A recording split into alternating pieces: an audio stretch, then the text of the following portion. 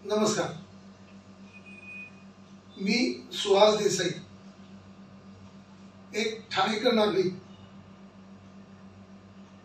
एक ठाणे महानगरपालिकेचा गेली 10 वर्ष माजी नगरसेवक,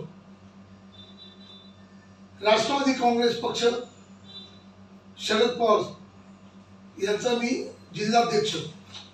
मी माझ्या तमाम ठाणेकर बंधूंना भगिनींना आवाहन करतोय, कदाचित एक चुकीचा नरेटिव्ह पसरला जाईल की उद्याच आम्ही आवाहन केले की बंद बंद बंद, पण हे बंद आहे ते लोकहिताच्या दृष्टीने केलेले।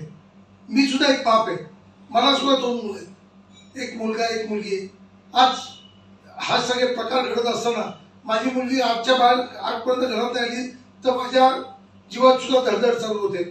तशी तमाम ठाणेकर जनतेची होत असेल आणि ही आपली धडधड कदाचित त्या सरकारपर्यंत पोहोचत नाहीये, कारण ह्या गोष्टीच घडत असताना जेव्हा विकृत गोष्टी बाहेर घडतायत तेव्हा सरकार आपापल्या शासकीय कार्यक्रमामध्ये मग्न असतं आणि त्यांचे डोळे उघडण्यासाठी, त्यांना समजण्यासाठी उद्याचा बंद हा यशस्वीरित्या झालाच पाहिजे।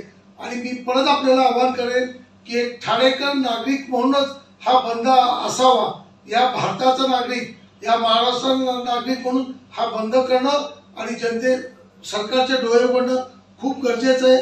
मी आपल्या सगळ्यांना नम्र विनंती करतो की कुठचाही राजकीय हेतू न मनात ठेवता एक सामाजिक दृष्टिकोन विचार करून हा बंद आपण तमाम जनतेने याला सहकार्य करावं, ही आपल्या सगळ्यांना नम्र विनंती।